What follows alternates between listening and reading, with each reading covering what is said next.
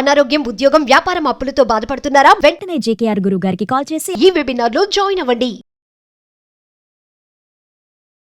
Hello నమస్తే, welcome to Suman TV. ప్రస్తుతం మనతో పాటు personality development coach and motivational speaker అయిన రామ్ మెట్టు గారు ఉన్నారు. వీరితో ఈరోజు కొన్ని విషయాల గురించి మనం డిస్కస్ చేద్దాం. హలో అండి రామ్ గారు, నమస్తే. నమస్తే అండి.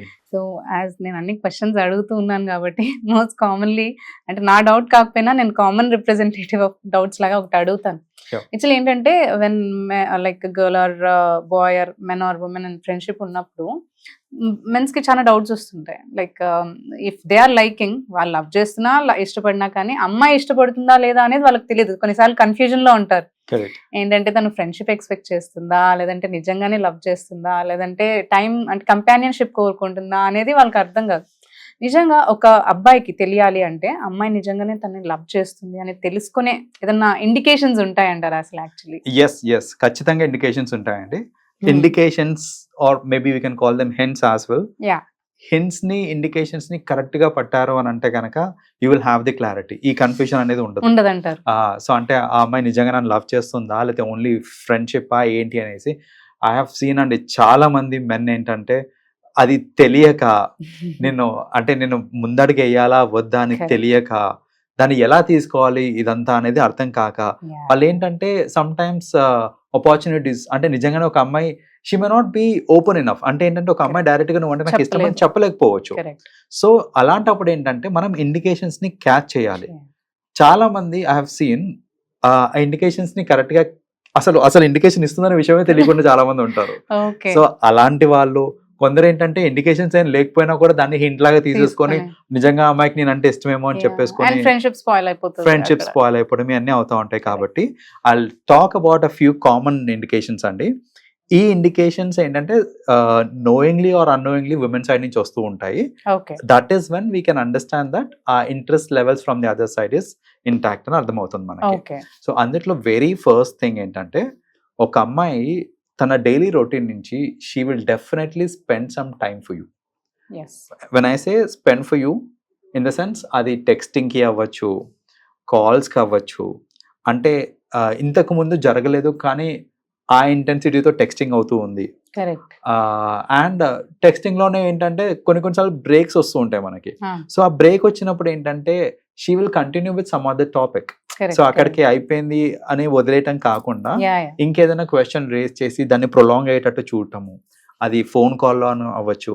లైక్ ఇలాంటివి ఏంటంటే it's little bit of hint. Normal texting కి మళ్ళీ ఇదైపోతుంది. Normal texting like throughout the day అందరితో టెక్స్ట్ చేసినట్టే నీకు టెక్స్ట్ చేస్తుందంటే అది వేరు.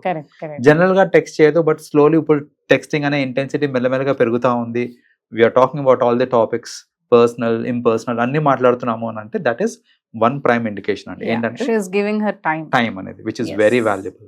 సో ఒక పర్సన్ ఎస్పెషలీ ఒక విమెన్ టైం ఇస్తుంది అని అంటే that is one of the greatest indications. Second thing ఏంటంటే తెలియకుండానే ఆ ఎఫెక్షన్ అనేది it will start. One I say affection, ఇంతకు ముందులాగా సపోజ్ స్టార్టింగ్ లో ఎలా ఉంటుంది అని అంటే తిన్నావా అంటే లేదు నాట్ యెట్ అనేసి అంటాం మనము, ఓకే అనేసి వచ్చేస్తా అంతే. బట్ ఈవెన్చువలీ లేదు ఇంకా తినలేదు అని అంటే టైం అయిపోయింది ఇంకెప్పుడు తింటావు అని అలా స్టార్ట్ అయింది అనుకోండి. Or it might impact your health, తొందరగా తిను రేపటి నుంచి, ఇలాంటివి ఏదన్నా వచ్చినాయి అనుకోండి, that is one in a way అది ఎఫెక్షన్ చూపిస్తున్నట్టే.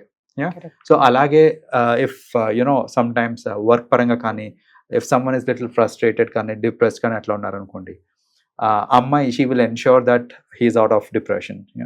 సో అలాంటి కన్సర్న్ అది కూడా చూపించడం అనేది that is the second thing అన్నమాట. దట్స్ నథింగ్ బట్ ఎక్కువ ఆలోచించుకోలేలా ఏమైనా కన్సర్న్ వర్డ్స్ చెప్పడం. Right. And the third thing is effort. తను ఎఫర్ట్ పెట్టడం కూడా is very important. When I say effort ఏంటంటే ఒక రిలేషన్షిప్ ని ఇంకా స్ట్రెంథన్ చేయడానికి అటు సైడ్ నుంచి కూడా ఎఫర్ట్ వస్తుంది అనమాట.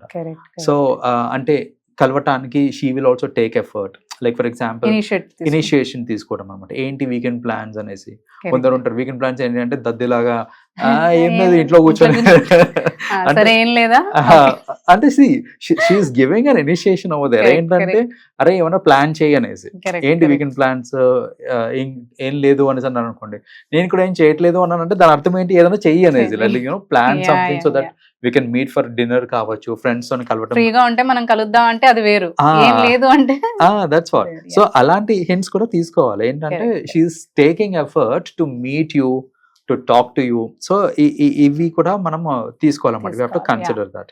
So that is another thing. ఇంకొక thing which I mean it's a kind of indication that she comes up with is possessiveness. Exactly. So ఇక్కడ ఏమవుతుందంటే మీరు ఇంకా ఫార్మల్గా ఒకరికొకరు చెప్పుకోలేదు that we both love each other అనేసి, కానీ ఇఫ్ షీ సీస్ దట్ మీరు ఎక్కువ టైం మీ మేల్ ఫ్రెండ్స్ తోటే స్పెండ్ చేస్తున్నారు, లేదా there is another girl Good. ఎవరితోటైతే మీరు ఎక్కువ మాట్లాడుతున్నారు, ఇలాంటిది ఉందనుకోండి, she becomes possessive and Correct, ఒక ఆర్గ్యుమెంట్ అనేది స్టార్ట్ అవుతుంది అక్కడే. ఎందుకు మాట్లాడుతున్నావు అమ్మాయితో ఎక్కువ, లేకపోతే పద్దాకా అదే ఫ్రెండ్స్ తోటి ఉంటావా, నాతో టైం స్పెండ్ చేయవా అనేసి. సో ఇక్కడ ఏంటంటే ఆ లిటిల్ బిట్ ఆఫ్ పొసెసివ్నెస్ అనేది it adds to it. So that is another thing that they have to understand that ఇది కూడా ఇచ్చేస్తున్నారు అనేసి. And lastly likes and dislikes కూడా they will try to understand. వాళ్ళు ఏంటంటే క్యాజువల్ గానే మాట్లాడుతూ, ఇది స్టార్టింగ్ స్టేజ్ లో అవుతుంది. ఏంటంటే క్యాజువల్ గానే మాట్లాడుతూ నీ ఫేవరెట్ ఫుడ్ ఏంటి అని అడుగుతారు, సో నీకు ఎలాంటి మూవీస్ అంటే ఇష్టం అని అడుగుతారు, ఫ్రీ Travel టైంలో నువ్వు ఏం places. చేస్తుంటావు. సో ఇలాంటి క్వశ్చన్స్ అన్నీ కూడా వాళ్ళు ఎందుకు అడుగుతున్నారు అని అంటే, ఆ అమ్మాయి maybe she's trying to understand more about your personal choices. ఆ చాయిసెస్ కి తగ్గట్టు తను ఎంతో కొంత మౌల్డ్ చేసుకుందాము and she's willing for that. General గా ఏంటంటే అమ్మాయిలు అంత తొందరగా మౌల్డ్ అవడానికి ఇష్టపడరు. సో కానీ if she's willing, if she's ready to change herself based on likes and dislikes, that itself is the strongest indication అండి దట్ ఆ అమ్మాయికి మీరంటే ఇష్టం అనేసి. ఎలా ఉండాలంటే ఇష్టం, లేదంటే నీకు గర్ల్స్ ఎలా ఉండాలంటే ఇష్టం, అది ఇది అని ఇలాంటివి అడుగుతూ ఉంటారు, Yeah, yeah, మోస్ట్లీ అడుగుతూ ఉంటారు. ఎందుకంటే నీకు Correct. అమ్మాయిలు you know they ask questions like నీకు అమ్మాయిలు అమ్మాయిలు ఎలాంటి ఏం డ్రెస్ నచ్చుతుంది? వేసుకుంటే ఇష్టం నీకు, నీకు నీ ఫేవరెట్ కలర్ ఏంటి, నీకు ఎలాంటి ఫుడ్ ఇష్టము.